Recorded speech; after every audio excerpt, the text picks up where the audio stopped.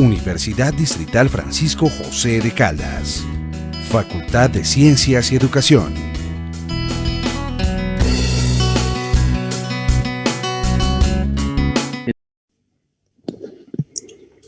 Muy buenas tardes a toda la audiencia que siempre sintoniza el Seminario Permanente de Investigación de la Facultad de Ciencias y Educación. Es para mí un gusto el día de hoy presentarles el trabajo del profesor Eder Alexander García Duzán sobre textos estéticos e identidad social en Colombia. Me parece un momento fabuloso para mostrar en clave de diálogo con el profesor Eder en qué consiste este trabajo, que es un trabajo desarrollado en diferentes fases como una apuesta en megaproyecto, lo cual resulta pues novedoso como práctica dentro de la Universidad Distrital. Quiero también darle la bienvenida a cada uno de ustedes que nos está acompañando e invitarlos a estar muy atentos pues de esta presentación que va a hacer el profesor Eder García. Y pues si tienen preguntas, inquietudes, pues no se cohíban de hacerlas. Para eso está este chat habilitado en Facebook, para que nosotros podamos al final interactuar con el profe, hacerle preguntas, porque este tema de la identidad social en Colombia resulta bastante interesante y pues tiene muchas aristas y complejidades que el profesor Eder nos va pues a ir mostrando durante su presentación. Bueno, como para los que no lo conocen, el profesor Eder Alexander García es filósofo de la Universidad Nacional de Colombia, magíster en Lingüística Española del Instituto Cari Cuervo y magíster en Filología Hispánica del Instituto de Lenguas Españolas. Es también doctor en modelos de enseñanza, aprendizaje y desarrollo de las instituciones educativas de la Universidad de Granada, España. Actualmente se desempeña como profesor e investigador de la Universidad Distrital Francisco José de Caldas en los programas de doctorado interinstitucional en educación y maestría en pedagogía de la lengua materna. Su grupo de investigación es Lenguaje, Identidad y Cultura, y también es miembro de la Asociación Latinoamericana de Estudios del Discurso, ALED, y de la Red Iberoamericana de Estudios sobre la Oralidad. Para nosotros es un gusto, Eder García, tenerte aquí, que hayas aceptado esta invitación a participar en el Seminario Permanente de Investigación, que como tú bien sabes es un espacio diseñado para los investigadores, los jóvenes investigadores, y para mostrar el trabajo que se hace en la Facultad de Ciencias y Educación. Mil gracias, Pilar, muy gentil por la invitación. Yo muy contento de poder participar en este tipo de eventos académicos y también feliz porque es la primera vez que, digamos, tengo un espacio auténtico para poder conversar sobre este proceso de investigación que ya cumple 8 años, ¿no?, de desarrollo con apoyo del Centro de Investigaciones y Desarrollo Científico de la Universidad, y bueno, con ese apoyo que además está institucionalizado, que nos permite respirar un poco tranquilos en términos de la posibilidad de ser docente y de ser investigador simultáneamente, y también de poder generar espacios en los cuales puedo conversar con estudiantes sobre este tipo de procesos y de investigaciones.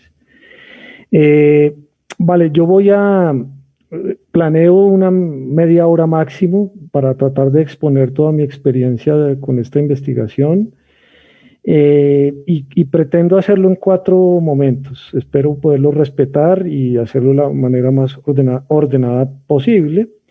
Quisiera primero empezar con una contextualización. A mí me parece importante que conozcan de dónde surge el interés que me movió en algún momento a generar esta propuesta de megaproyecto, y de cómo ese interés se volvió en algún momento en una problemática, y de cómo esa problemática se convirtió en un problema de investigación. Y quisiera contar ese tránsito y luego cómo fundamenté teórica y conceptualmente para poder ahí sí proponer el proyecto ante el CIDC de la Universidad Distrital en 5 fases, y contarles lo que ha sucedido en las primeras 3 fases.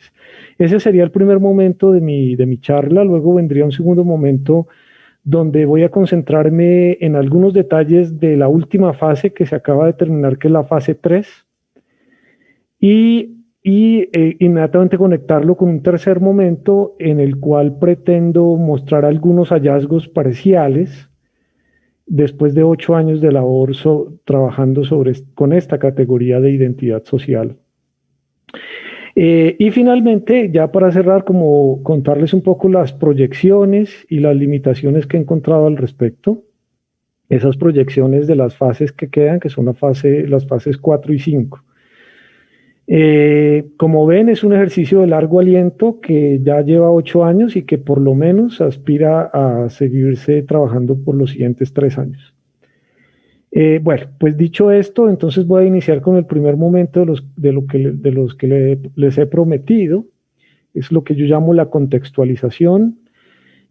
Todo esto surgió hace más o menos unos 15 años, cuando llegó a mis manos, a través de un regalo navideño, un libro del profesor, del historiador estadounidense David Bushnell, ese libro ya muy famoso llamado Colombia, una nación a pesar de sí misma.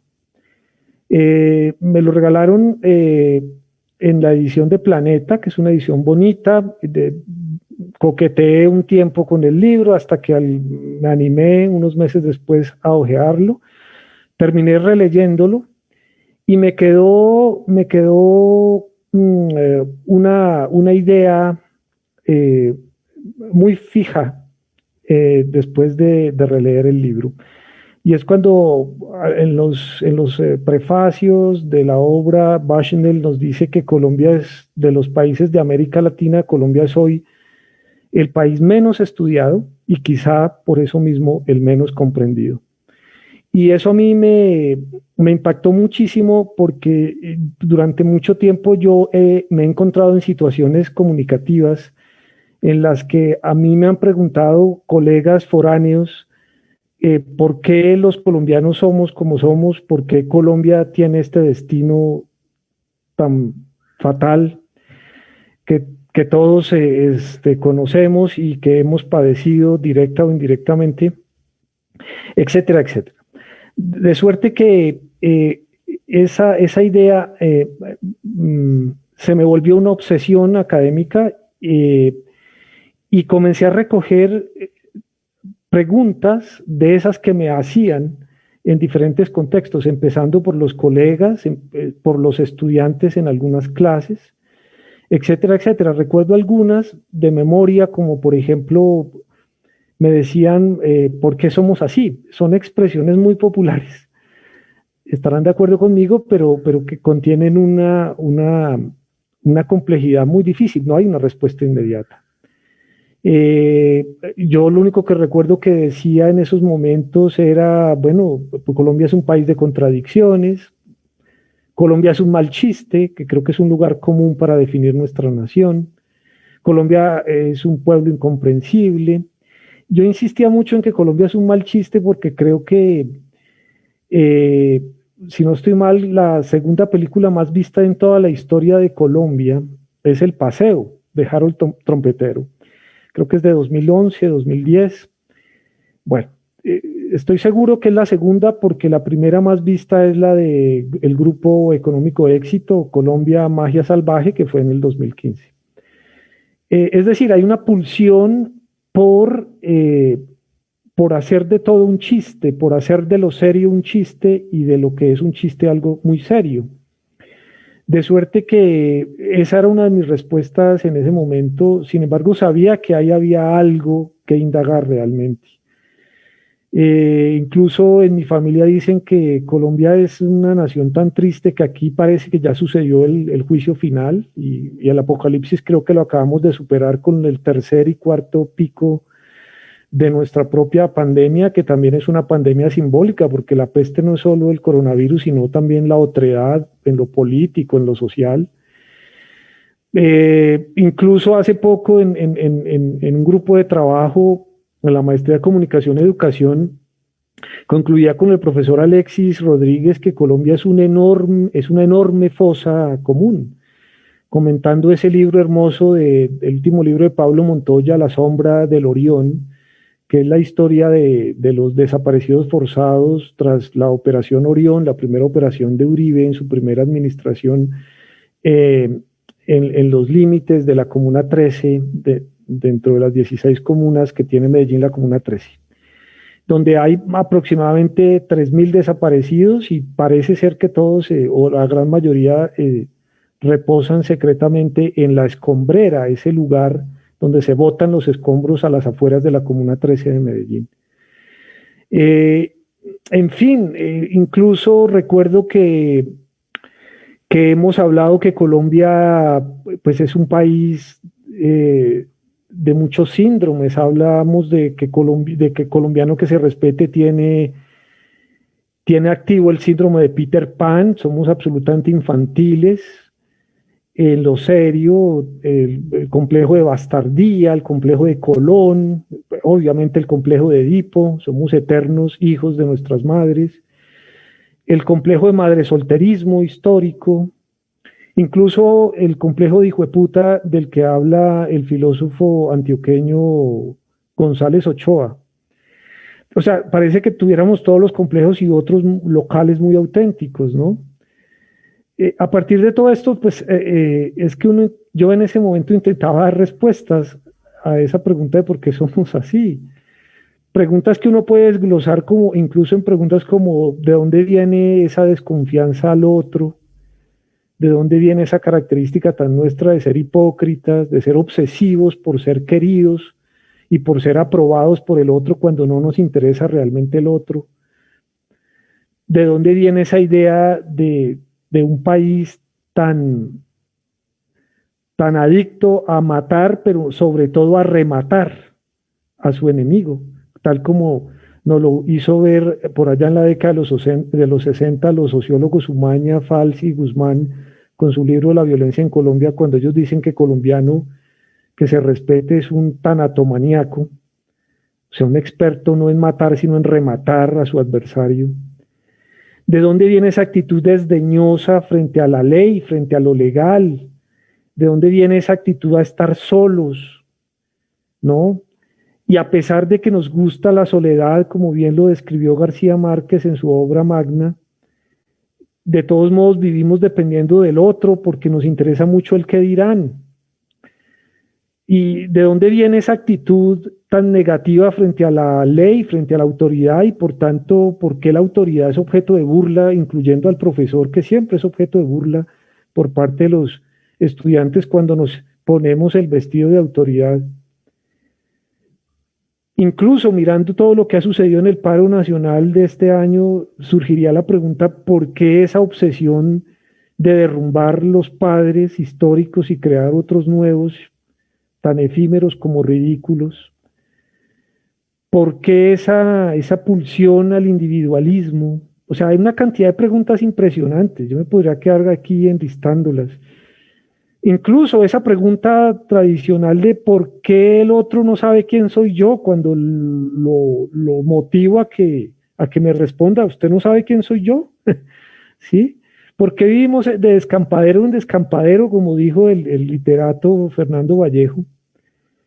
Descampadero en el trabajo, descampadero con la pareja afectiva, descampadero en la vida social. Parecemos como judíos errantes buscando nuevas tierras, nuevos refugios, a tal punto que ya hay ciudades de Estados Unidos como Miami en Florida o en California, donde sabemos que hay más colombianos que en ciudades medianas del país. Por ejemplo, sabemos que hay más de 2,5 millones de colombianos viviendo en Estados Unidos, de los cuales más de la mitad viven en los pequeños pueblos cercanos a Miami en Florida, sin contar los que hay en New York, en los 5 distritos de New York. Bueno, y hace poco me hacían una pregunta muy interesante y es ¿por qué somos tan contradictorios? ¿Por qué creemos en la ciencia, por ejemplo, en la vacuna? Pero al tiempo buscamos el oráculo y el horóscopo para saber si nos va a ir bien. Y también me hacían hace poco una pregunta de por qué somos tan obsesivos con un título universitario cuando sabemos que nuestros sistemas educativos no producen necesariamente académicos de alto turmequé. Es decir, es impresionante. Hay otra pregunta que a mí me cuestiona mucho y es por qué nos resignamos tanto a perder lo que logramos con tanto esfuerzo. Porque eso es lo que estaría de fondo en los 8 millones de desplazados forzados que tiene este país a 2021. Recuerdo a ese documental hermoso de Patricia Ayala, ese documental que recomiendo mucho que se llama Un asunto de tierras. Ya tiene más o menos un lustro de haber salido a la luz, un asunto de tierras de Ayala. Y lo primero que dice Ayala en su documental es que en este país, a 2015, en este país se habían robado unas cuantas familias más de 6 millones de hectáreas por cuenta del despojo. Y eso es más que todo el territorio de Suiza. Es decir, que hacia 2015 en Colombia se habían robado 3 o 4 familias, toda una Suiza entera, en términos de kilómetros cuadrados de territorio. Bueno, todo esto en contexto fue lo que a mí me obsesionó y dije, hay que comenzar a dar respuesta. Y posiblemente una primera forma que yo encontré para comenzar a dar respuesta a todas estas preguntas fue apostémosle a pensar cuáles son los elementos que constituyen nuestra identidad. Y yo sabía de entrada que también era un problema histórico. Porque esto que vivimos hoy no es más que un rezago de todo lo que hemos heredado y que lo seguimos calcando consciente, aunque creo que más inconscientemente. Entonces de ahí surge, de toda esta problemática, surge el problema de investigación. Esa pregunta coloquial, ¿por qué somos así? Terminó siendo una pregunta mucho más compleja, que finalmente, y para fortuna mía, fue aceptada por el Centro de Investigaciones de la universidad. Y bueno, hicieron el voto de confianza con la pregunta por la búsqueda de las claves discursivas que mostraran nuestros aspectos de la identidad social, que de aquí en adelante podemos llamar sin ningún problema la colombianía o la colombianidad. Entendiendo que la identidad social, yo la he madurado teóricamente a lo largo de todos estos años desde una perspectiva más semiolingüística, es decir, para mí, para mí no, o sea, para muchos autores, y yo me acojo a esa propuesta, la identidad social es un conjunto de experiencias discursivas, es decir, de dispositivos simbólicos con los que contamos todos nosotros para sentirnos cohesionados, como una especie de cemento social que desde lo simbólico nos permite tener la ilusión de una comunidad imaginada, como bien diría a finales del siglo pasado el profesor Benedict Anderson. Esa comunidad imaginada es imaginada justamente porque, vamos a ver, somos 50 millones de colombianos, quizá un poco menos para este momento del 2021, pero yo apenas habré conocido esos 50 millones, qué sé yo, 30.000, 40.000, bueno, estoy especulando, son tiros al aire, pero vamos a creer que conozco 40.000 colombianos de 50 millones. Sin embargo, con ese poco porcentaje de conocimiento que yo tengo sobre mis compatriotas, yo los considero colombianos y me considero colombiano. Y generamos toda una nación, la imaginamos a pesar de que yo conozco a tan pocos. Esa es la idea de Benedict Anderson. De suerte que debe haber unos elementos en el orden de lo discursivo que permite esa cohesión de esos 50 millones de sujetos. Y esa cohesión es la que llamaríamos la identidad social. Claro, estudiar esto, si ya tenía claro el qué, lo que se me complicó en algún momento era el cómo. ¿Cómo estudio yo esto? Bueno, pues si yo reduzco la identidad social a un ejercicio de discursividad y por tanto un discurrir dinámico e histórico, pues tenía que recurrir por un lado a la psicología social, por otro lado a la semiótica social y por el lado de la semiótica, pues claramente el camino teórico y metodológico del análisis del discurso. Entonces, en un segundo momento, ya teniendo el qué, yo generé un cómo, y ahí fue un esfuerzo de la primera fase de la investigación, un esfuerzo que fue crear un método estandarizado de análisis de discurso para rastrear esas claves que conformarían nuestra identidad social. Y una de las primeras sorpresas con las que me encuentro es que en el campo interdisciplinar del análisis discursivo hay una multiplicidad de metodologías, de modelos de análisis discursivo. Y eso fue para mí una talanquera epistemológica. Eso me obligó entonces a detener un poco, más bien a pausar un poco el proceso y desviarme hacia la construcción de un método de análisis discursivo que fuera estándar frente a mi objetivo, que era resolver esa pregunta de investigación. Entonces surge el modelo que yo en el momento llamé modelo MEAT, modelo estándar de análisis de discurso, y que después se convirtió en el modelo MEAN, o sea, mean, como el verbo to mean en inglés, que es como lo que he venido, digamos, actualizando en términos metodológicos en las siguientes fases 2 y 3, que es el modelo MIN o MEAN, el modelo estandarizado de análisis de narración histórica. Y claro, ahí me apoyé un poco en antropólogos, en semiólogos, en lingüistas. Recuerdo mucho los aportes importantes de Hausmann, de Homi Bhabha, de Martín Barbero, para madurar ese concepto de identidad social, pero en lo metodológico. Bueno, ya teniendo esto claro, pues entonces a partir de todos estos recursos teóricos y de todos estos autores, pues yo generé una fundamentación paralela a la fundamentación metodológica, que fue una fundamentación conceptual. ¿Qué puedo decir sobre ese segundo proceso largo que hizo parte de la primera fase? Puedo decir que la fundamentación estuvo como concentrada en buscar unos axiomas o unos principios que me permitieran hablar tranquilamente de identidad social y poderla estudiar con ese método MEAN o MIN. Y si me obligaran, o más bien si yo me obligara a resumir esos fundamentos, yo lo resumiría en unos 7 u 8 principios muy sencillos. El primero sería pensar que yo no puedo hablar de identidad si no entiendo la dicotomía nosotros, otros, adentro, afuera, o pertenencia, exclusión, como queramos llamarle. Porque es que el problema de la identidad es un problema finalmente de la alteridad. Yo no puedo hablar de la mismidad si no reconozco que es diferente, que es lo diferente a mí. De suerte que hay un primer fundamento teórico, eso se lo debo muchísimo a Hall y a Digay, y su libro famoso sobre identidad. Un segundo fundamento sería entender que esas identidades sociales son, que no se puede hablar de una identidad social, sino que es mejor hablar en plural, mejor hablar de identidades sociales, porque la identidad social se manifiesta como mezclas de simbolizaciones y de imaginarios que van encarnando en los grupos y como los grupos nunca son los mismos en ninguna época histórica, pues entonces las identidades tampoco deben serlo.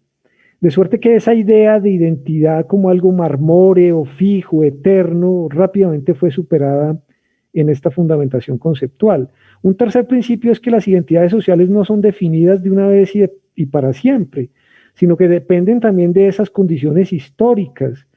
De manera que al encarnar en esos colectivos, encarnan dependiendo de esas coordenadas sociales, culturales, políticas, etcétera, etcétera.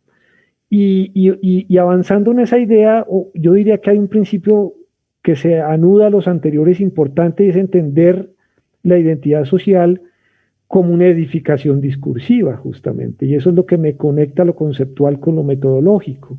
Si yo entiendo que esas identidades, una vez encarnadas en los colectivos, se manifiestan y circulan discursivamente, debo entender que la identidad es una formación que sucede entendiendo el lenguaje como práctica social.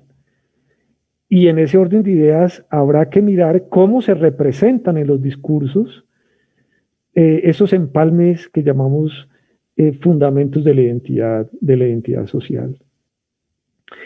Y ahora, claro, ¿dónde circulan? Pues esas identidades circulan en unos lugares de enunciación que normalmente son los hegemónicos, que de arriba hacia abajo, en esa lógica vertical, que, que son formaciones producidas por una inmensa minoría, pero que terminan afectándonos a todos.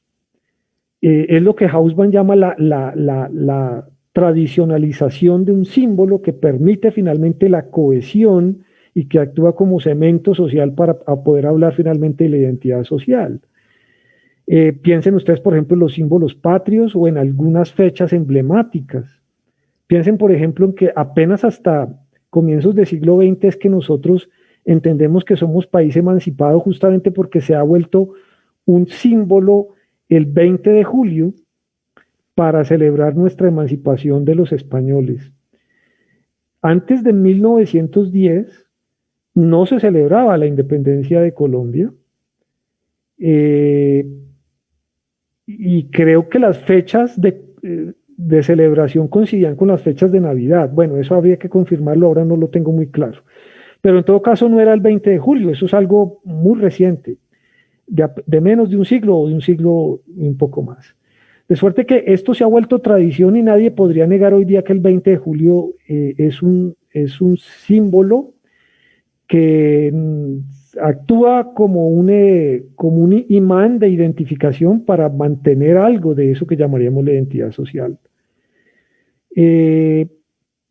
Y finalmente diría como un último principio para entender esta categoría tan compleja, en principio de coger entre las manos para poderla manipular investigativamente, es que si entendemos que la identidad es un discurso, y que ese discurso nunca viene de cualquier lugar, sino que viene de unos lugares hegemónicos de arriba hacia abajo, habría que pensar que también hay unos contradiscursos que vienen de abajo hacia arriba, intentando corregir, tergiversar o neutralizar esos símbolos de identidad que nos han venido imponiendo esos circuitos de poder hegemónicos. De manera que esos contradiscursos tienen una característica que se descubre rápidamente, y es que como discursos de resistencia, diríamos simplemente hoy día, se caracterizan por ser discursos retóricos, creativos, yo los termino llamando discursos estéticos. Y ahí es donde se une, digamos, el compilado de mi ejercicio. Y por eso yo relaciono esos dos ejes temáticos, identidad social, contextos estéticos.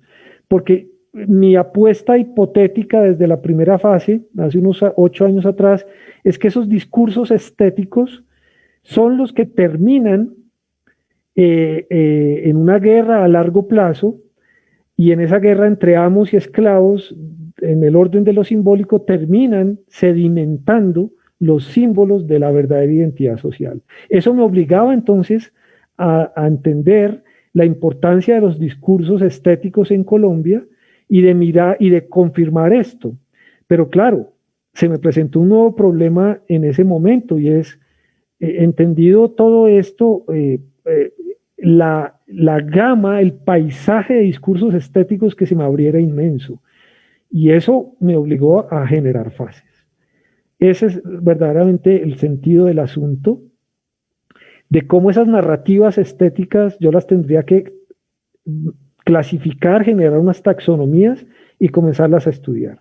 Entonces, en esa primera fase me interesaron algunas de esas posibilidades de narrativas estéticas o discursos estéticos, y terminé concentrando los estudios en algunas performances artísticas, especialmente de artistas visuales negros que hacían contradiscurso, como el caso de Fabio Palacios, con su performance que terminó siendo además galardonada en el 2012,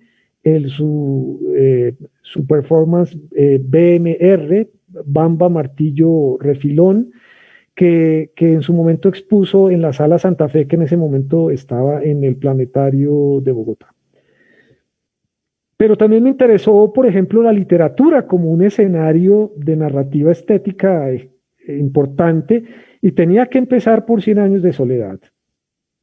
Porque ustedes saben que la literatura por mucho tiempo fue, aunque hay cierta literatura que lo sigue siendo, pero hegemónicamente la literatura en el siglo XIX fue, digamos, amante y compañera fiel de la cultura letrada y por tanto perpetuadora del statu quo, es decir, perpetuadora de la injusticia social, del acallamiento de las otras voces, etcétera. Y ahí tenemos el buen ejemplo de María de Jorge Isaacs, que fue publicada en 1867, pero justo un siglo después, 1967, aparece el contradiscurso en la literatura colombiana. Y ese contradiscurso se llama Cien años de soledad. Entonces ahí tuve ese corpus al lado de ciertas performances. También me interesó en esa primera fase estudiar música popular, especialmente la cumbia y el vallenato, y estudié algunas líricas con la ayuda del modelo MEAN o MIN. Especialmente recuerdo ahora que me concentré en toda la historia y los contenidos ideológicos de la Gota Fría y de la Pollera Colorada. Y especialmente de la última, de la Pollera Colorada, porque yo no sé si ustedes lo sepan, pero pues es una canción marginal, ¿no? Es una canción que surge en la década de los 60 en eso que se llama la fiebre por el oro negro, por el petróleo en Barranca Bermeja, y surge en lo que llamaríamos las primeras comunas de Barranca Bermeja, en la pura marginalidad, en los bordes de la ciudad, en los griles o en los bares de mala muerte.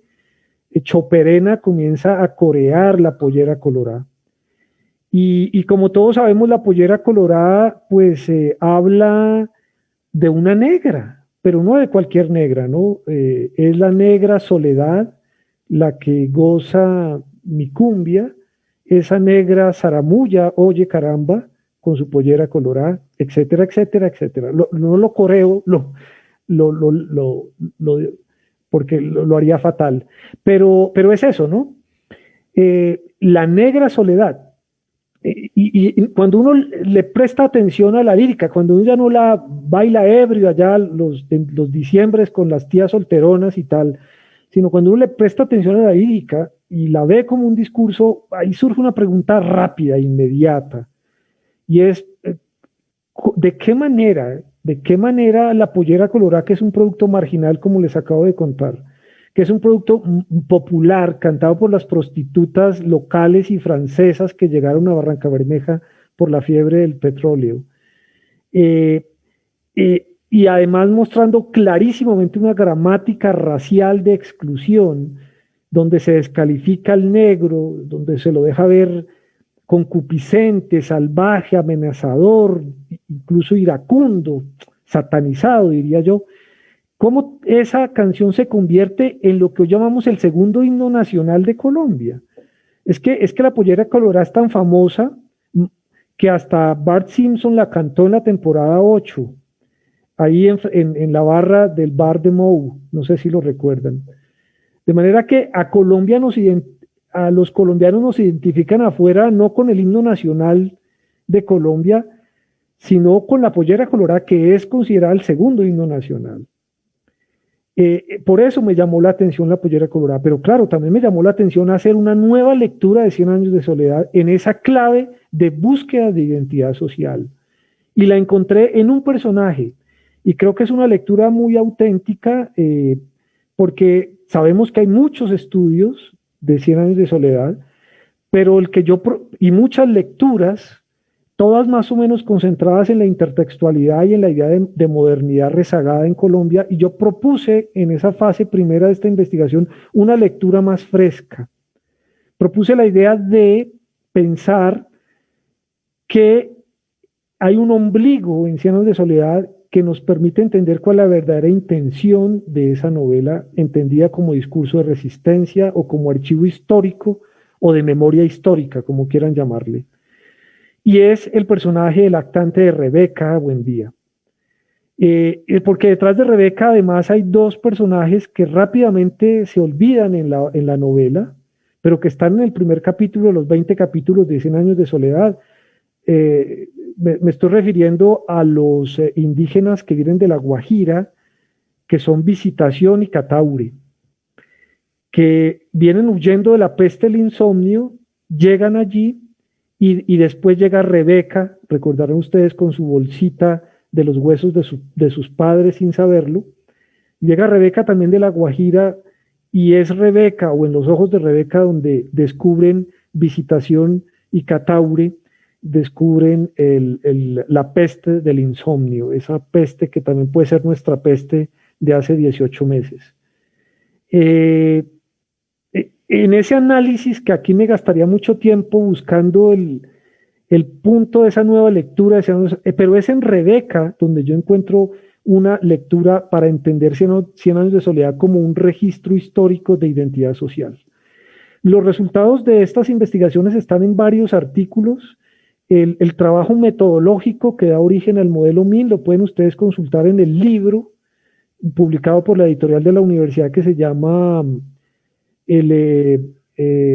Elementos de Estudios de la Lengua Materna, o algo, ahora, se me olvida ahora, pero es el primer libro que sale publicado, y los elementos parciales de esta primera fase están en varios artículos, como el artículo que se llama Discursos creativos e identidad social en Colombia, Discursos creativos e identidad social en Colombia, o el lazo comunicativo y lazo social, reflexión sobre la colombianidad, o en ese otro artículo que se llama Quimeras de Nación sobre la identidad social en Colombia, o en el artículo El buen hablar y la identidad social en Colombia.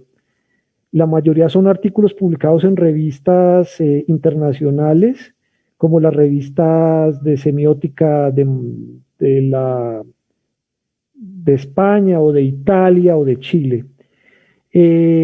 Luego viene una segunda fase, y con esa misma idea, yo ya me concentro ya no en los textos estéticos populares como el vallenato, las performances y 100 años de soledad, sino que ahora me interesa mucho concentrarme en la cuentística de García Márquez. Y entonces dedico toda la segunda fase a leer 22 cuentos de García Márquez, que van de 1947 a 1962 y que están compilados en los libros Ojos de Perro Azul y Funerales de la Mama Grande. Y con esa misma intención de buscar en esos discursos de resistencia más elementos de identidad social. De ahí salen algunos artículos, y también sale un segundo libro publicado que sí tengo aquí a la mano, con el título del secreto de la laberíntica soledad, el secreto de la laberíntica soledad, con el subtítulo de huellas de la identidad social en la obra del joven García Márquez. Es un esfuerzo titánico, porque hacer análisis de discurso literario no es fácil, y más con un autor tan estudiado. Pero yo allí creo encontrar algo que me parece que es novedoso y que aporta al conocimiento de los estudios no solo de la literatura garciamarquiana, sino de la identidad social en Colombia. Tiene que ver con ese descubrimiento que es básicamente el estudio de los elementos topológicos, o más bien cronotopológicos de los cuentos de García Márquez. Dicho muy rápidamente, lo que yo creo ver es que hay una extensión del espacio intradiegético desde el primer cuento de García Márquez llamado La Tercera Resignación hasta las novelas cortas que terminan con La Mala Hora y con El Coronel no tiene quien le escriba, que es todo un proyecto medido, meditado, perfectamente desarrollado en García Márquez, en su inteligencia bárbara, que va del desarrollo de la casa al pueblo, de la casa íntima donde se escuchan recuerdos de fantasmas y donde se viven sucesivas muertes, que es lo que encontramos en los cuentos de Ojos de Perro Azul predominantemente, a el pueblo de la hojarasca, al pueblo de la mala hora, al pueblo del Coronel no tiene quien le escriba, donde ya vemos que esos sujetos que antes en los cuentos estaban encapsulados, guardados en una casa oscura, misteriosa, solitaria, ahora está en un pueblo de sujetos que parecen larvas humanas muertos en vida, actuando en unos tiempos cíclicos, es decir, repitiendo el mismo síntoma histórico. Eso es lo que pretendo mostrar en la obra, y ahí me da muchos elementos para poder reconstruir una identidad social de la nación. Y luego viene la tercera fase, que es donde yo digo, bueno, hay algo que me llama mucho la atención, y es que las ciudades hoy día se convierten en enormes escenarios estéticos. Y una forma muy chusca de definir las ciudades es definirlas como textos estéticos. Hago esa apuesta y me la avalan para generar la tercera fase. Y allí yo parto de una idea muy sencilla, y es que, y creo que todos vamos a estar de acuerdo en eso, y es que Colombia tiene una historia céntrica, todo se ha movido desde Bogotá, y esa historia céntrica tiene un correlato físico, que además corresponde a un correlato simbólico, que es lo que el profesor Ángel Rama llamó en su momento la ciudad letrada.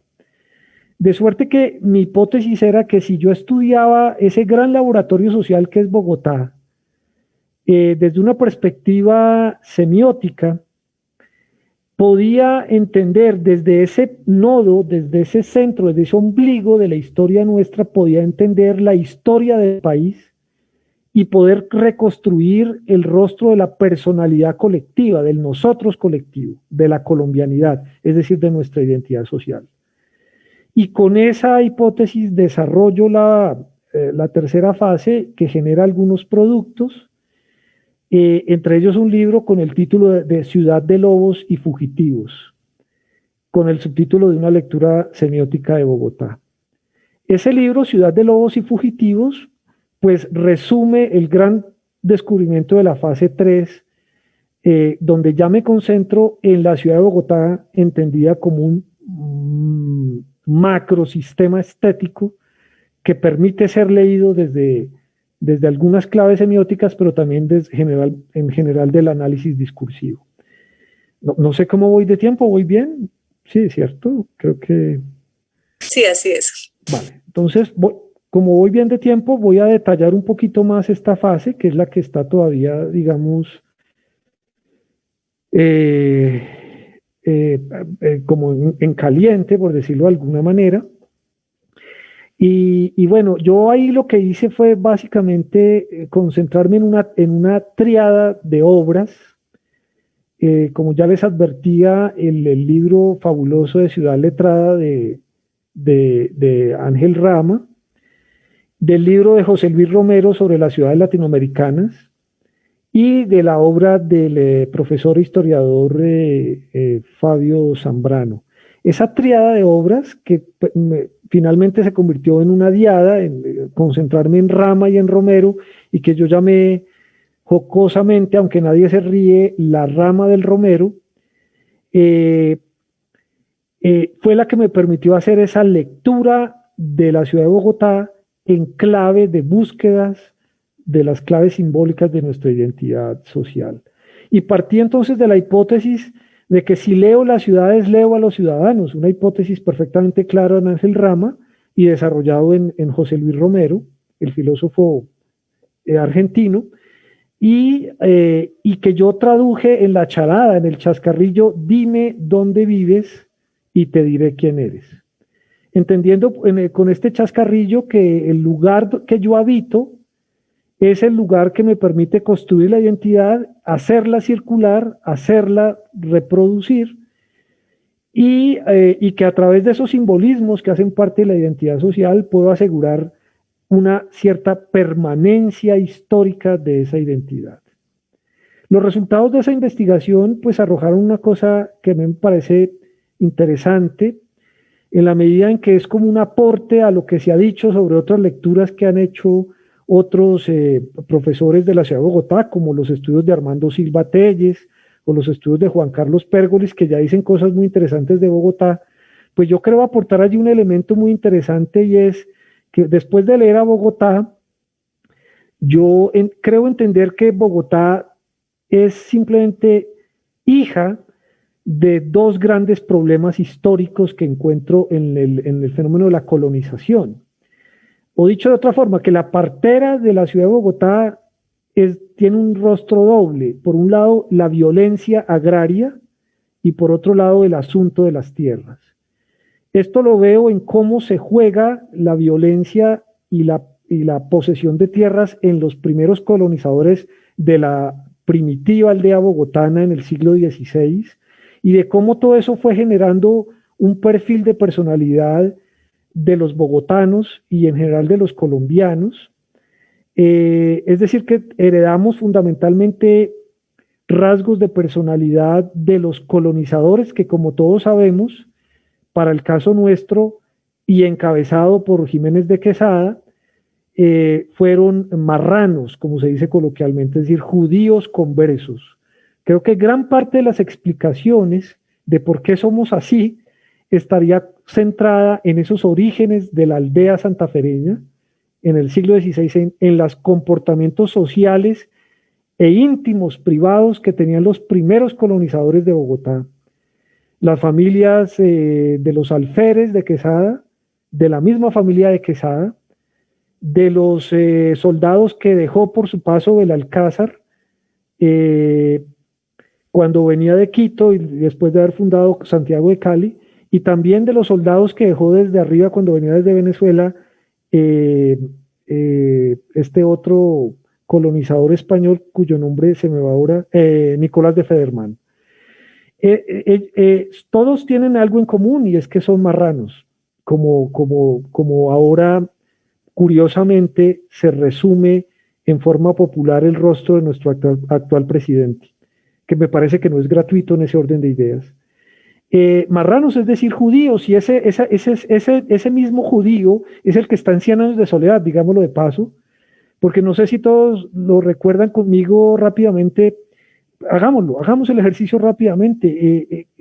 Macondo, que es una metáfora literaria hermosa de Colombia y de Latinoamérica finalmente, pues es fundada por un temor a que los dos primos, José Arcadio Buendía y Úrsula Iguarán, tengan un hijo con cola de marrano. Uno podría pasar esto como una anécdota ligera, pero también cabe una pregunta que puede ser boba, pero no lo es. ¿Por qué una cola de marrano? ¿Por qué una cola de cerdo? ¿Por qué no una cola de vaca? ¿O por qué no las alas de una gallina? Bueno, en fin. Me parece que esto no es gratuito y es porque en el fondo, en el archivo histórico que se llama 100 años de soledad, como memoria histórica de nuestro país, está diciendo que uno de los problemas de origen de Macondo y por tanto de Colombia está en esos judíos conversos o marranos y en las herencias que pudimos heredar de ellos. Bueno, lo que yo termino mostrando es que todas estas características nuestras de actuar bajo la lógica del clientelismo, de la corrupción, del rebusque malsano, que genera ahora todos estos robos terribles de nuestra personalidad histórica, todo esto ha hecho que la ciudad se haya formado por esas herencias de los judíos conversos y que haya, digamos, construido socialmente una tensión, que también es lo que sugiere el libro de José Luis Romero sobre las ciudades latinoamericanas. Y esa tensión está entre la gente de bien, que por cierto es una expresión nada nueva, pero que se ha vuelto de moda por lo que hizo la gente de bien entre mayo y junio de este año, que también podemos llamar los ciudadanos cosmopolitas, y los otros, que serían los fanfarrones, los que estamos del lado del pueblo, los de alpargata, los que por mucho tiempo llamaron la gente de bien los lobos, y que son herederos directos de los corronchos. Ahí viene el origen del título del último libro, Ciudad de Lobos y Fugitivos, justamente porque ahí está el gran descubrimiento de esa característica de la identidad social. Ya para terminar, pues quisiera aprovechar unos 2 minutos de mi espacio para resumir algunos de los que yo llamaría hallazgos parciales después de 8 años de trabajo y manipulando tantos discursos estéticos generados desde la lógica de la contradiscursividad. Yo lo primero que diría es que hay una tendencia absoluta a tachar al otro, a desaparecerlo, y ese es un primer rasgo de nuestra identidad social, esa tendencia inconsciente a desaparecer al otro. Y en consecuencia a ser unos expertos en ser unos sujetos solitarios, como dice García Márquez, a vivir 100 años de soledad. En esa soledad nos inventamos al otro, eso que llamó en su momento González Ochoa el vicio solitario del colombiano, alucinar al otro, y eso está relacionado con la predominancia del principio del placer del que habla Sigmund Freud.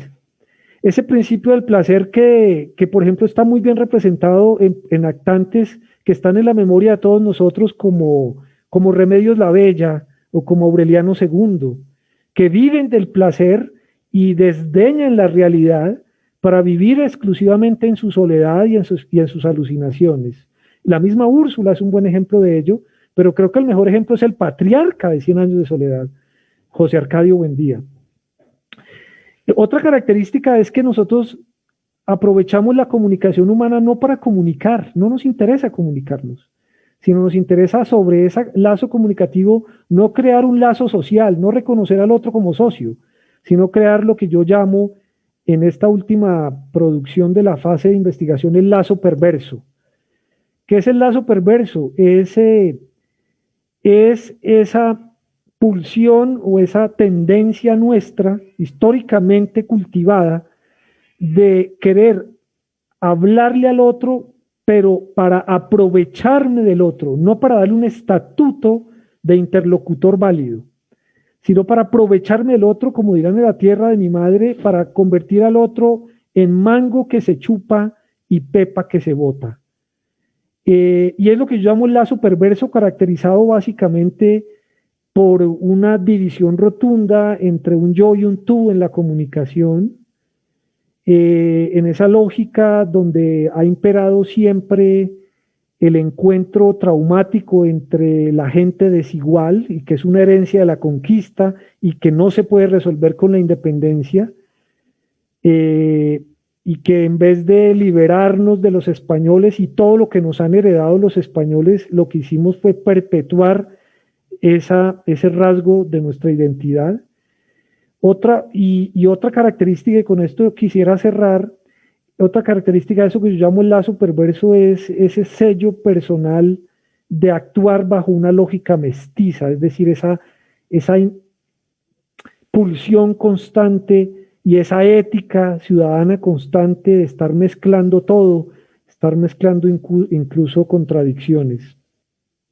Yo diría que todo esto deviene en una ética ciudadana que todavía creo que no se ha fundado y que para mí es el mayor problema de este país, enmascarado en un sistema que a mí todavía me parece esclavista, lleno de clientelismos, de censuras, de fanatismos, de mucha inquisición, pero sobre todo de mucha antipatía, eso que hoy día algunos de mis colegas llaman la era del odio en Colombia, que es la fuente, como dijo Ortega y Gasset, de todo mal.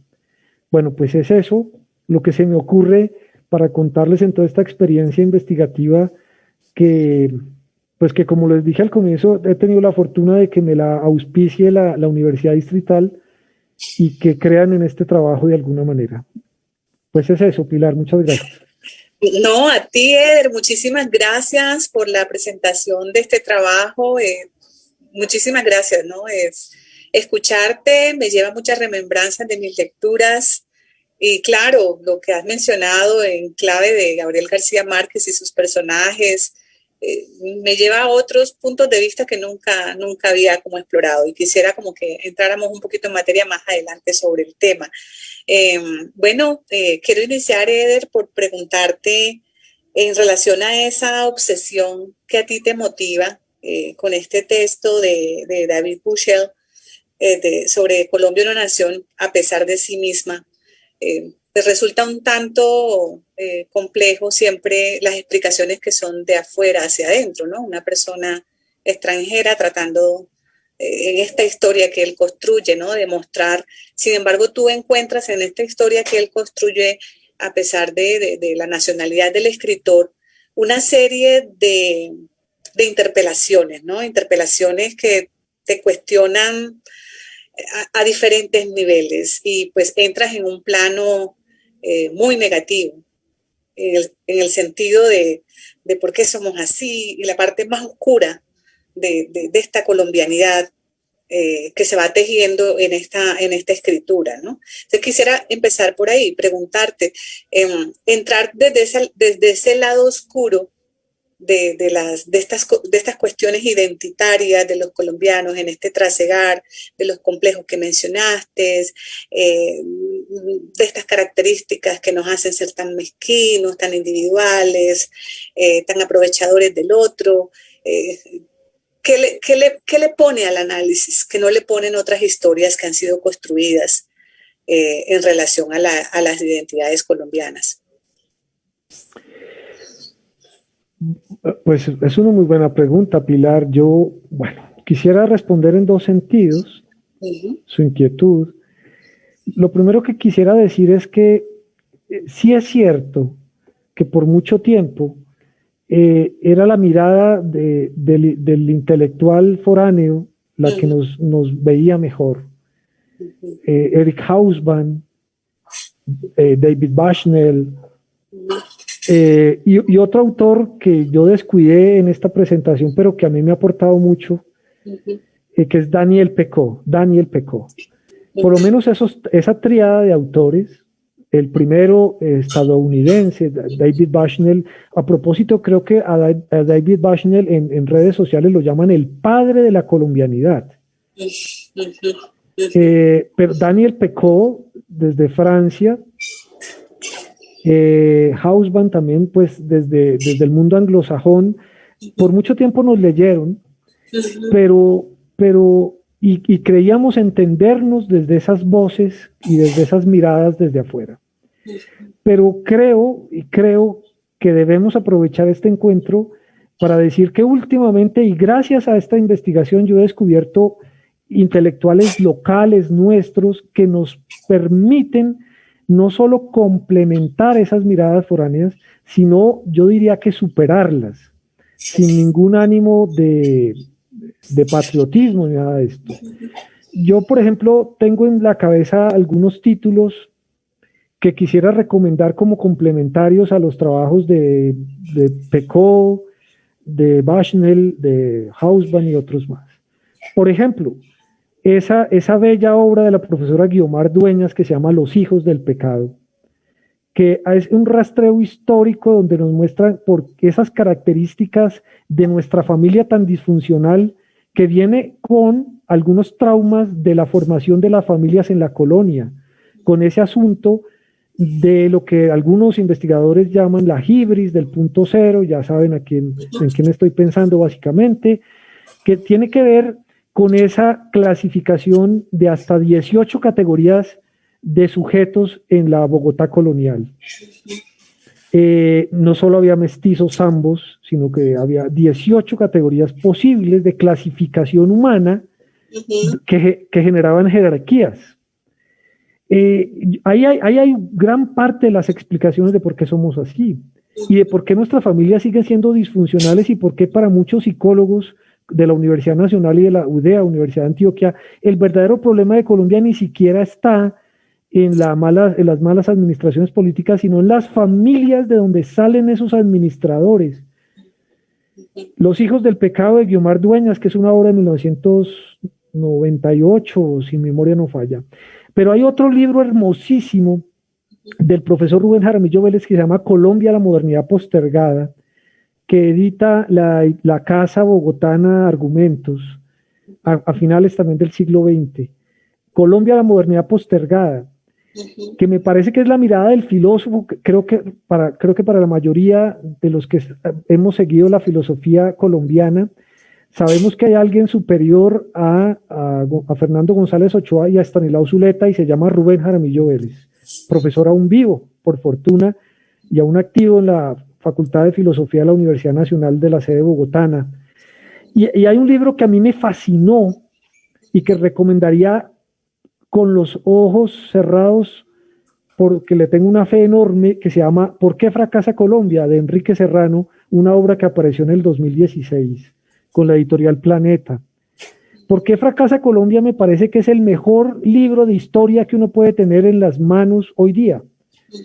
Y más en esta lógica de volver a la pedagogía de la historia que es tan urgente en nuestros colegios y nuestras universidades. Le sumaría 2 libros más. El de William Ospina, Para que se acabe la vaina, también de la editorial Planeta del 2013, Para que se acabe la vaina, que por cierto es un tufo, un rin-rin de un vallenato que analicé en la primera fase de esta investigación, y le sumaría el libro del genetista Emilio Yunis Turbay, que se llama justamente así, ¿Por qué somos así? ¿Por qué somos así? Entonces, esa sería la primera parte para responder su inquietud, y la segunda es, ¿qué puede uno encontrar cuando uno cruza las voces de los intelectuales que nos han visto desde afuera y este puñado de intelectuales de los cuales he enlistado algunos? Obviamente le estoy haciendo injusticia a muchos otros, pero ahí podría incluir a muchos literatos, obviamente, si creen conmigo que a veces uno aprende más historia real de Colombia leyendo obras literarias que leyendo historiografía colombiana. Uniendo todos estos textos locales, ahí uno encuentra algo que a mí me parece que sale a la luz y es una constante que me parecería a mí como una idea importante para hablar de rasgos de colombianidad o de colombianía, y esa idea de que nuestro lazo, nuestras formas de interlocución y de interacción son unas formas históricamente sesgadas y dañinas. Yo creo que para mí esa es la gran moraleja de libros como el de Bushnell o como toda la empresa investigativa de Daniel Pecó. La ausencia de un lazo social auténtico y armónico, digámoslo así, que yo creo en mis hipótesis que ha sido cambiado desde hace muchos siglos, incluso desde antes de la Colombia republicana, por lo que yo llamo el lazo perverso, que como les decía, mezcla cosas, pero también que sostiene la idea de prorrogar el principio de la realidad para dejar la predominancia al principio del placer, es decir, esa tendencia histórica nuestra a alucinar nuestro destino colectivo. Por eso yo terminaba diciendo, y esto es una gran herencia al unir todas estas voces, desde mi lectura de ellas, por eso yo terminaba diciendo que aquí el gran problema de Colombia es que todavía no tenemos ética ciudadana. Si entienden por ética ciudadana conmigo, esa posibilidad de crear lazos sociales solidarios. Recuerdo en este momento que una de las entrevistas finales que hizo García Márquez en el 2008, desde el 2008 nunca lo volvimos a ver en entrevistas públicas, pero en esa última que hizo en Cartagena, a propósito de ese evento que se hizo con la RAE, con la Real Academia Española, ahí en Cartagena en el 2008, y se le preguntaba públicamente a García Márquez que qué era 100 años de soledad, y él decía, pues 100 años de soledad es la característica que yo descubrí que caracteriza a nuestra nación. Y es que la soledad en 100 años de soledad es la falta de solidaridad, que yo llamaría simplemente desde una perspectiva filosófica, de filosofía política, le llamaría ética ciudadana. Es eso lo que yo creo que uniendo voces locales y las de afuera, en eso podemos intentar comenzar a entender por qué somos así. Muy interesante, Eder, mirar como ese sentido de la complementariedad que adquiere el trabajo historiográfico, si se puede decir, que hay dentro de tu obra en relación con estos autores, estos historiadores foráneos que ahora pues enriquecen la mirada con todas estas otras apuestas. Muchas gracias por las recomendaciones. Aquí estoy tomando notas, algunos ya los tengo en el radar, otros son nuevos para mí, te lo agradezco muchísimo. Bueno, pasando como al plano de esta liazón, de este puente que tú construyes entre la identidad social, que la mencionas como una edificación discursiva, y este puente que construyes con los discursos estéticos. ¿Cómo planteas ese enclave de discurso contrahegemónico o discurso de resistencia con la estética? Hay en la contrahegemonía una estética y me gustaría que adentraras un poquito como en eso, porque hay tantas manifestaciones artísticas que tuviste en cuenta, tantas expresiones como 100 años de soledad, ciertos ritmos vallenatos en el que mencionas la pollera colorá, que sí, es cierto, es muy, muy famosa, muy cantada, muy bailada, y que registran como estas contradicciones. Entonces yo quisiera que me hablaras un poco cómo desde lo estético se entienden estos discursos contrahegemónicos. Vale, Pilar, vale. Bueno, qué buena pregunta. Aquí habría que partir de un acto de fe, pensaría yo, para poder avanzar un poco en la respuesta. Ese acto de fe es que crean conmigo que todos los discursos que se oponen a los hegemónicos son discursos estetizados. Digo que es un acto de fe porque no siempre es fácil argumentar esta idea. O sea, no es un axioma, no es un principio de arranque, es algo que se tiene que argumentar y que se tiene que construir toda una epistemología de esta idea. Pero justamente ese fue todo el ejercicio de la primera fase que me llevó la mayor cantidad de tiempo, tratando de darle forma a esta idea que finalmente se convirtió en un fundamento conceptual, pero que llevó mucho tiempo madurarla. Ese que yo en algún momento les dije algo así como que hay una tensión entre los discursos identitarios que nunca vienen de cualquier lugar, pero que vienen de arriba y que nos controlan y nos disciplinan pensamientos, comportamientos, sensibilidades, se me olvidaba decir incluso, nos dominan sensibilidades, y que en ese dominio de pensamientos, comportamientos, sensibilidades, nos van inyectando elementos simbólicos para construirnos desde ese lugar de enunciación nuestra identidad social. Y eso, por ejemplo, lo hacen, luego lo pedagogizan para todos nosotros en forma de ciertos estigmas colectivos. Por ejemplo, esa idea de que nosotros somos la berraquera y berracos, de que somos los que echamos pa'lante, y esas cosas que todos sabemos desde una perspectiva de estudios de críticos de la sociedad, desde todas esas herencias de la Escuela de Frankfurt, que pues son falacias sociales, que aquí si tú lo puedes, y si tú lo quieres, tú lo puedes y lo logras, que tú eres un echado pa'lante, que tú puedes hacer resiliencia solito, que tú eres berraco por naturaleza, por el solo hecho de ser colombiano. Todas las falacias sociales que nos inyectan desde arriba y pues mucha muchedumbre, como diría Negri, mucha de la multitud se come el cuento enterito, ¿no? Decía eso porque es que viene el asunto de ahí, pero entonces mi hipótesis es que hay otro tipo de lógicas discursivas que intentan desde abajo irle generando presión a la represión. Hay una nueva presión que intenta salvar esa represión llena de mentiritas, y esos discursos que represionan a la presión, para mí son discursos estéticos. ¿Y aquí qué entiendo yo finalmente por discurso estético? Pues discursos que, inscritos en experiencias artísticas, obligan a hacer lecturas logopáticas, como diría el profesor Cabrera. Es decir, para mí un discurso estético es un discurso que obliga a hacer lecturas logopáticas. Básicamente es eso lo que yo creo después de tanto darle vueltas al asunto. ¿Y qué es eso de una lectura logopática? Pues mezclar un poco de lo que se juega en lo pasional, en lo emocional, con lo racional. y de esa mezcla hacer lecturas.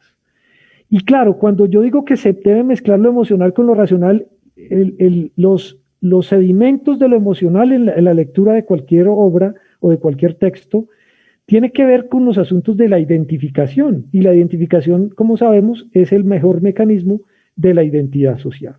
Entonces yo me identifico con, y al identificarme con, aporto a la identidad de. ¿De acuerdo? Esa es mi hipótesis.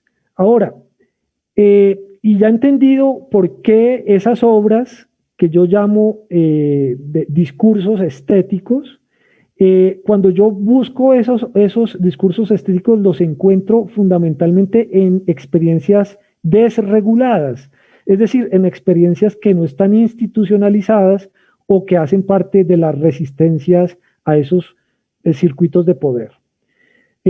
Por eso en algún momento me interesaron ciertos performances hechos, por ejemplo, por artistas que representan las minorías étnicas. Por eso en algún momento me interesa esa literatura de contraste, de oposición, que teóricamente podemos llamar la literatura oral o frente a la literatura de la cultura letrada, que es la cultura escrita. Por eso también en algún momento me interesó esa música marginal que como dice el profesor, a ver si me acuerdo el nombre de este profe, White, Peter White, que estudia muy bien la música y la identidad en Colombia, otro foráneo que deberíamos poner en la lista a propósito.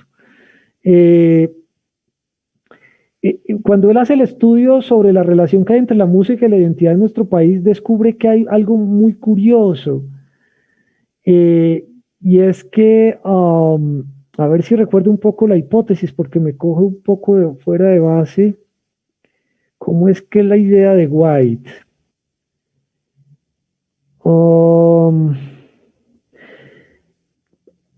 Esos discursos populares que vienen de abajo y que representan a las minorías étnicas, en algún momento son absorbidos por los discursos de poder y entonces hacen algo muy curioso. Lo que antes representaba la diversidad y la minoría, ahora de forma mágica, en el dominio de los discursos hegemónicos, dan o generan la ilusión de unidad en la diversidad. Pero eso solo en lo simbólico, y por eso todos terminamos coreando la negra soledad, ¿cierto? Cuando en lo real sabemos que el negro o el afrodescendiente sigue siendo excluido, pero en lo simbólico se genera la unidad y por tanto la identidad. Y en esa identidad aparentemente está la conciliación de los diferentes, pero eso en lo simbólico apenas. En lo real sigue apareciendo lo que seguimos viendo, ¿cierto? Y es la división tajante y la tensión tajante entre los adinerados y entre el pueblo, entre la masa o la muchedumbre y los burgueses, bueno, etcétera, etcétera. Porque es que a lo largo de la historia se le han dado varios nombres, ¿no? Y que yo termino llamando a propósito en el estudio que hago de la ciudad de Bogotá, la gente de bien, o sea, que también podemos llamar la crema innata de la ciudad, y lo que ellos ven como que está en los bordes de la crema innata o de la gente de bien, comenzaron a llamarle los lobos, que son la versión andina de los corronchos, es decir, de los que están con roncha y que viven en la zona Caribe. Por cierto, García Márquez fue visto aquí como un corroncho cuando estuvo en Bogotá, y que si no hubiera sido por el bogotazo hubiera seguido viviendo la exclusión de los bogotanos por el hecho de ser un corroncho.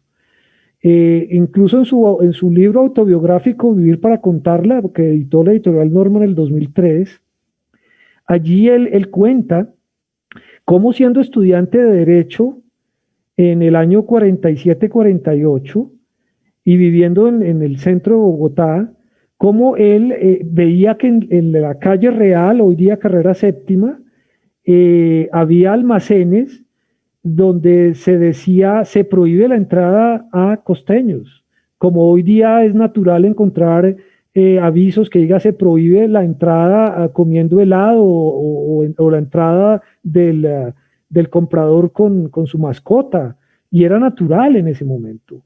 Y también nos recuerda García Márquez que el 9 de abril del 48, una de las primeras cosas que hicieron los seguidores de Laureano Gómez en esa ideología ultraconservadora de los bogotanos, gente de la Bogotá de esa época, empezando por la familia J. Glotman, donde mi mamá alcanzó a comprar en ese almacén los primeros electrodomésticos de almacén de judíos, o la familia, la familia Cohen o Cohen, que trajo la bicicleta y la popularizó para la cultura popular, porque los adinerados andaban, era pues en las carrozas jalonadas por caballos y los pobres en bicicleta. Por eso hasta el día de hoy en Bogotá, a propósito, digámoslo de paso, se asocia la bicicleta con el pobre.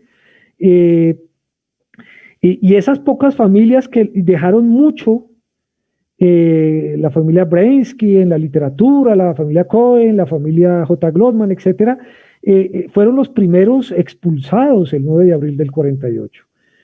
Creo que esta es una de las ciudades más xenófobas, y García Márquez es clarísimo en decir que de las ciudades más xenófobas que él recuerda en su vida, pues está Bogotá. Ahí podemos encontrar algunos elementos porque si no me sigo volando, Pilar, y tal, y sigo haciendo intertextos, y entonces, pero yo creo que hay algunos elementos para responderle a su cuestión. Eso le pasa a uno cuando está como apasionado con su trabajo y encuentra muchos lugares de los cuales echar mano para responder. Sí, me parece muy interesante la manera como lo has presentado, ¿no? Como esta identidad que simpatiza en el nivel de lo simbólico con aquello que detesta en el nivel de lo social y lo político, ¿no? Entonces, me parece como muy, muy, muy interesante, porque siempre me ha parecido como muy contradictorio esos mecanismos de captura que se tienen en las prácticas sociales, de acoger, por ejemplo, lo indígena. Entonces ves las mochilas en las pasarelas, en la gente de bien, el apoyo, pero es el desdén por los indígenas en su carne propia, ¿no? Entonces es una cosa realmente devastador decirlo de esa manera, pero la maquinaria de captura de la simbología pareciera neutralizar y despolitizar cualquier tipo de construcción estética. Y sí comparto contigo como esa hipótesis de trabajo, ¿no? Que dentro de los discursos estéticos es más fácil en Colombia plantear un contradiscurso que hacerlo abiertamente, quizás porque no se pone en riesgo la vida. Y pues ese análisis que tú haces de todas estas apuestas artísticas, donde algunas de ellas, por supuesto, son más viscerales en la manera estética de denunciar ciertas cuestiones, pues lo que ponen es el cañón sobre aquello que estéticamente no puede ser capturado, ¿no? Entonces, lo que es estéticamente capturable, lo asimilo, lo llevo dentro de mi identidad y lo colombianizo, pero lo que no es estéticamente aceptable, porque no dice políticamente correcta las cosas, pues lo aniquilo, ¿no? Es muy, muy, muy, muy interesante, muy interesante. Te agradezco mucho esa precisión, y quisiera, si me lo permite, saltar a la tercera fase de tu investigación, donde Bogotá se convierte como este laboratorio semiótico para explicar la colombianidad. Mi pregunta para ti: ¿se puede explicar la periferia de Colombia desde el centro?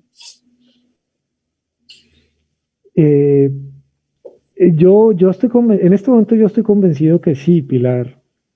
Bueno, y para todos estos participantes que nos acompañan en la sala. Yo insistiré siempre que una de las premisas fundamentales de esta tercera fase fue apostar por la idea que la historia colombiana es céntrica, y que desde este centro podemos explicar lo que podemos encontrar en los bordes. Lo que pasa es que esa macro croquis está representado en un micro croquis, que es el de la ciudad misma. Y ese fue uno de los grandes descubrimientos que yo vi al hacer esta lectura de Bogotá. Y lo descubrí, debo decirlo de paso, lo descubrí comentando esto en cursos de contexto que tuve la oportunidad de ofrecer con estudiantes de la licenciatura en Humanidades y Lengua Castellana. Cuando yo estaba en este proceso hace unos 2 años atrás, me sentaba con mis estudiantes del curso de contexto, que si mi memoria no falla, se llamó, por 2 semestres, por un año entero, se llamó Lectura Semiótica de las Ciudades, y que concentramos pues a una ciudad en concreto, a la nuestra. Conversando con los estudiantes, yo descubrí que, bueno, muchísimos detalles que me vienen ahora a la cabeza, pero para dar respuesta a su pregunta, descubrí que los ídolos y los héroes que ha creado esta ciudad están generalizados a todos los colombianos. Por ejemplo, el fenómeno GA, solo por poner un ejemplo. Eso que llamamos hoy día el fenómeno GA, es decir, garzón, galán, gaitán. Son 3 héroes políticos que tienen su epicentro en Bogotá, ¿no? Sin embargo, son hoy día bandera de todos los jóvenes manifestantes en todas las grandes ciudades del país. Y eso lo vimos en el paro nacional que inició el 28 de abril y más o menos tuvo, como diría la periodista Juanita de la Silla Vacía, estuvo su muerte y su autopsia más o menos como a mediados de junio. En esos 2 meses largos vimos que los que tumbaron a Simón Bolívar, que tumbaron a Jiménez de Quesada, que tumbaron a Belalcázar, que masacraron la imagen del actual padre encarnado en el actual presidente, e inmediatamente reemplazaban en el orden de lo simbólico esas figuras de autoridad por nuevas figuras, y esas nuevas figuras eran el fenómeno GA, entre otras, porque también estuvo Dylan Cruz, estuvo, y todos estos jóvenes caídos por la brutalidad policial en septiembre del 2020 y en este primer semestre del 21. Pero eso es muy interesante, porque fíjese cómo elementos de acá irradian y terminan siendo claves simbólicas para entender cosas como el paro nacional de este año, porque desde mi lectura muy apresurada, porque el tiempo no nos ha dado para que se enfríe el hecho del paro nacional que acabamos de superar y que tiene todavía vida, aunque está muy debilitado ciertamente, en este momento, a mí me inquietó mucho leer esa situación, leerla desde la casa, a veces desde rompiendo los miedos, a veces desde algunas calles de Bogotá, pero en las manifestaciones masivas, pero fundamentalmente desde la casa, y yo desde aquí veía cómo el paro nacional realmente, en lo superficial estaba mostrando una lucha por la equidad social, por mejores condiciones de vida, por un futuro para las nuevas capas sociales, esto está claro, pero en el fondo se estaba jugando algo en lo simbólico y el nuevo rostro de la autoridad. Nadie cree en las autoridades actuales, ni nadie cree en las autoridades históricas representadas en los colonizadores españoles, y mucho menos en el antiguo mito del padre de la independencia, Simón Bolívar. Por eso fue derribado en términos de lo simbólico a través de sus monumentos, es mi hipótesis.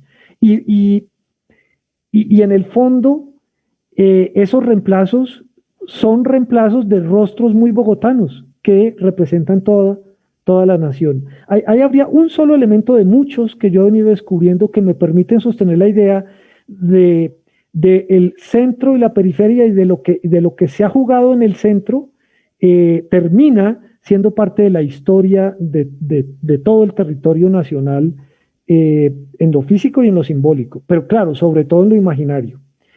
Claro, esta idea, yo insisto, puede también ser argumentada desde una lectura muy transversal que uno puede hacer de la obra de Ángel Rama de Ciudad Letrada. Porque si usted recuerda, Pilar, los grandes escritores de la historia son bogotanos y escribieron en Bogotá y concretamente en el centro, en el casco histórico de Bogotá. De manera que hay como un doble correlato. Lo importante que lo que vamos a ver, si la historia de Colombia se ha escrito y es un régimen de escritura, y estamos de acuerdo en esa idea, que es una de las hipótesis básicas de Ángel Rama,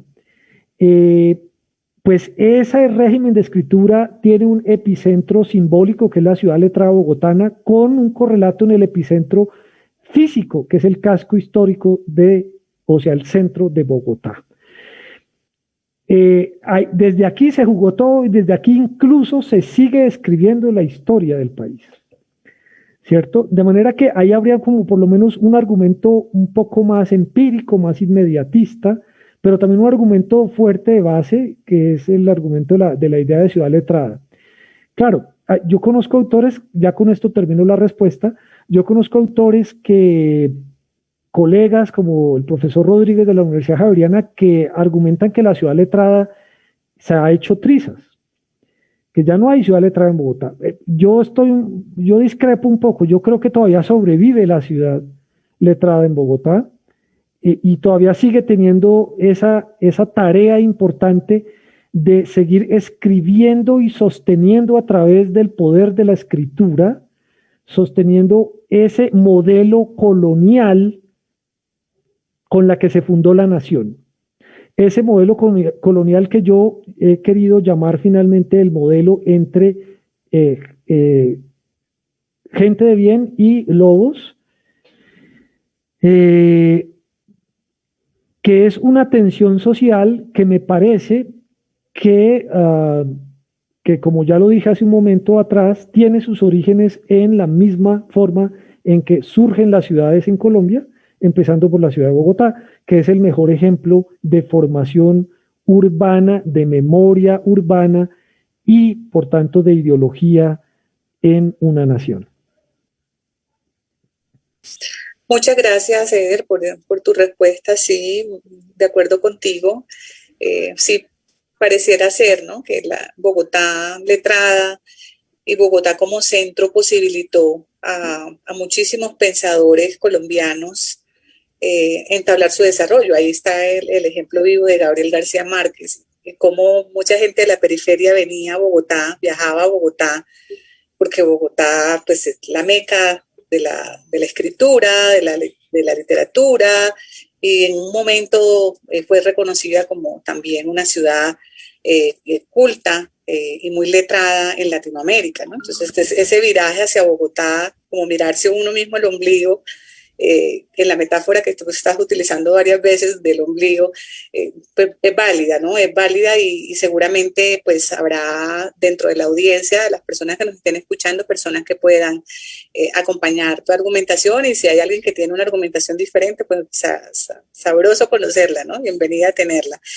Quisiera terminar con esta tensión que tú señalas entre la gente de bien, que me parece que es uno de los constructos discursivos al que se le está desde la hegemonía dando mucha fuerza, y es un discurso que está teniendo la capacidad de contaminar al que generalmente no se piensa como gente de bien, porque lo están alimentando de una cantidad de calificativos, de los cuales me acojo a algunos que tú mencionaste al principio, que si tú eres pobre es porque quieres, o sea, como atribuyéndole la cuestión de la superación personal a una cosa de tu propio empeño, de tu propio impulso, y no atribuyéndole la cuestión del retraso o de las inequidades sociales, las exclusiones al sistema y a estas prácticas de colonialismo que terminaron haciendo una diferenciación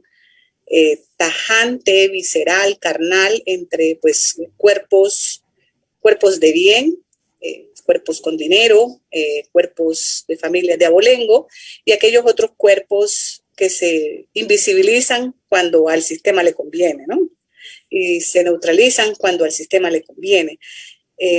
¿Podrías ampliar un poco qué es este carácter de lo lobo allí para poder entender esta contraposición entre la gente de bien y los lobos?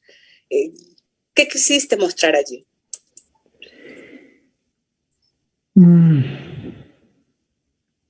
Vale, Pilar, vale, buena pregunta. Bueno, lo que pasa es que yo quisiera dejar en suspenso un poco porque la respuesta está en el libro. Ok. Regálanos un pitico para comprarlo. ¿Cómo se llama ese fenómeno de adelantar algo si es una película o una obra? Ese fenómeno, ahora se me va el concepto. Bueno, no quisiera, porque entonces ya no bonus track. Algo así. No, pero bueno, lo voy a responder con una anécdota que se me vino a la cabeza, que a propósito desarrolló en un textito que por ahí ya apareció publicado en una universidad de la Universidad de Medellín. Es una anécdota, y vuelvo a García Márquez. No sé si se acuerda, Pilar, y los que están aquí con nosotros en la sala, de ese problema tan salvaje que se presentó cuando nos enteramos del Nobel a García Márquez en el año 82. Bueno, pues él está en México, no sé si lo recuerdan, recibe la noticia, luego nos enteramos los colombianos muy rápidamente. Y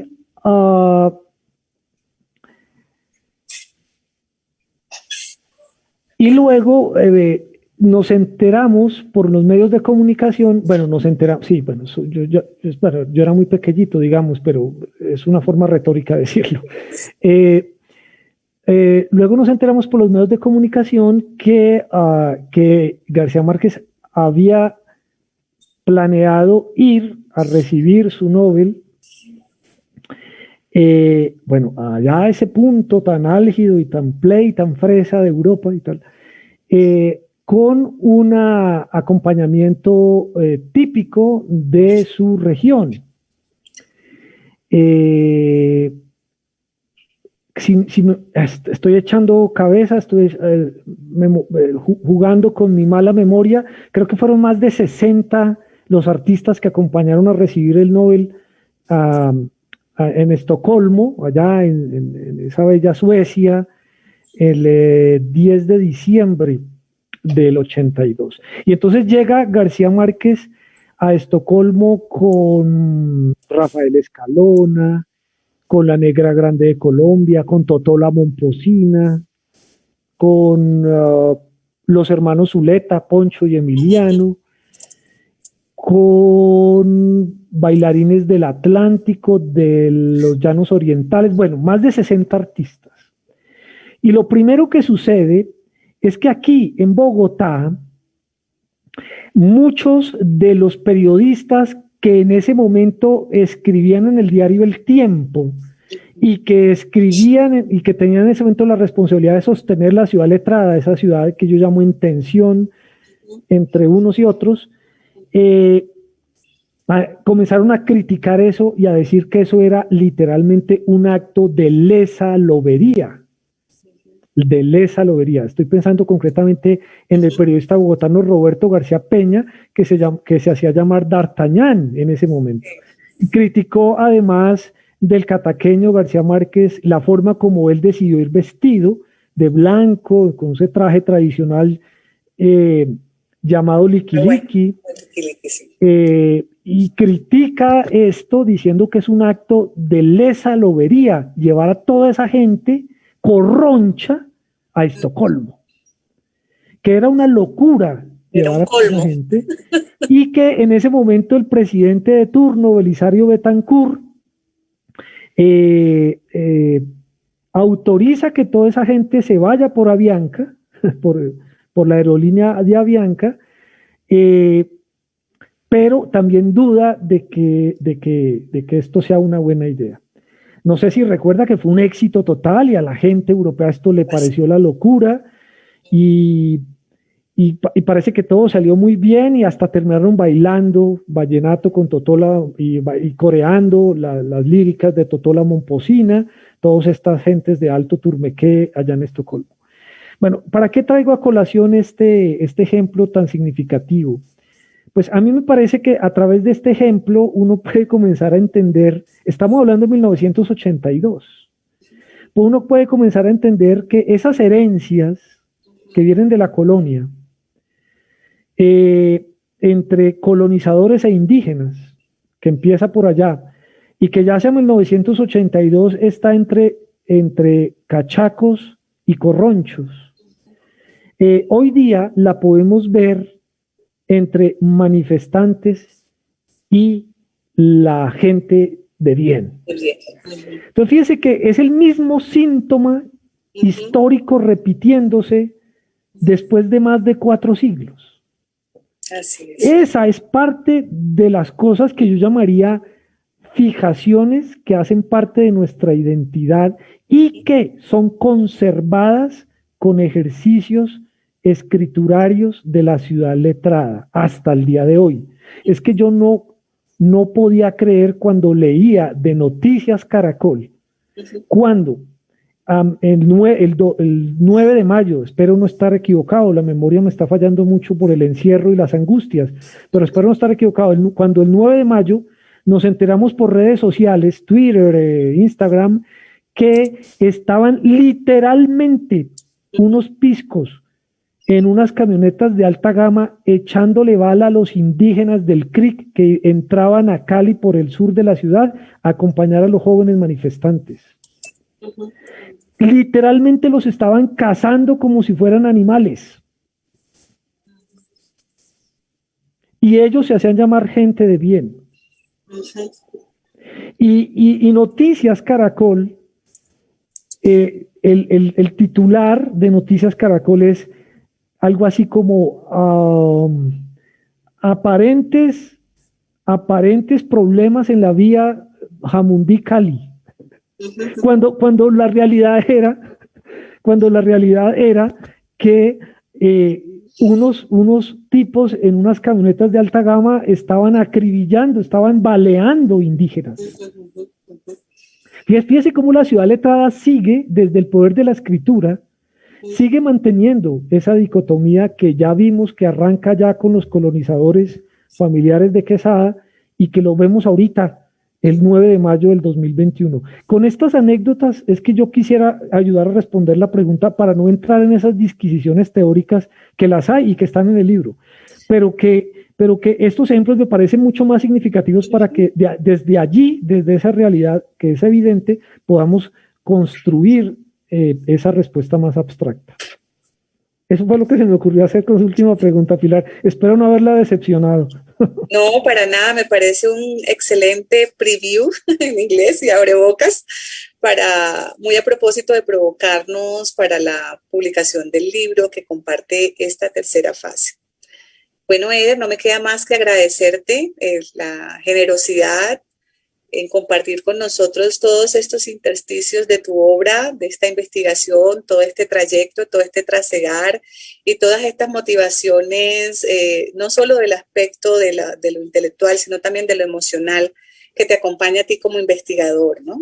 Te agradecemos mucho tu generosidad. A la audiencia agradecerles también su participación. Ya al final se estaban como motivando, hay que algunas preguntas, un par de preguntas que pues no por tiempo no puedo formulártelas, pero te las haré llegar, Eder, para que las tengas allí, porque seguramente tendrás la oportunidad en otros espacios o aquí mismo en nuestro seminario permanente en otro momento de ir a esta cuarta fase y seguir este hilo conductor tan apasionante sobre esta investigación, sobre este megaproyecto. Muchísimas gracias por aceptar esta invitación. No, mil gracias a usted, Pilar. Me alegra mucho habernos visto de nuevo después de tantos meses y bueno, aquí siempre dispuesto para poder generar estos espacios de discusión, estos eventos académicos que como le decía al comienzo, pues son en mi caso la posibilidad de poder confrontarme con lo que he venido haciendo, ¿no? Finalmente, porque hasta que uno no lo dialoga, no se da cuenta realmente de todos los logros que uno puede alcanzar con su investigación solitaria como característica de nuestra identidad colombiana, que somos muy solitarios, ¿no? Pues es eso, Pilar. Así que mil gracias. Yo le dejo un abrazo fraternal enorme de gratitudes por haberme permitido este espacio que he aprovechado mucho y que me ha servido en lo personal para darme cuenta de todo este ejercicio. Muchas gracias. Muchísimas gracias a ti y a toda la audiencia, a Tatiana Durango, mi asistente, a Felipe Gutiérrez del equipo de Rita y a todos ustedes, mi querida audiencia, por seguir sintonizando el Seminario Permanente de Investigación. Nos vemos próximamente. Feliz tarde para todos.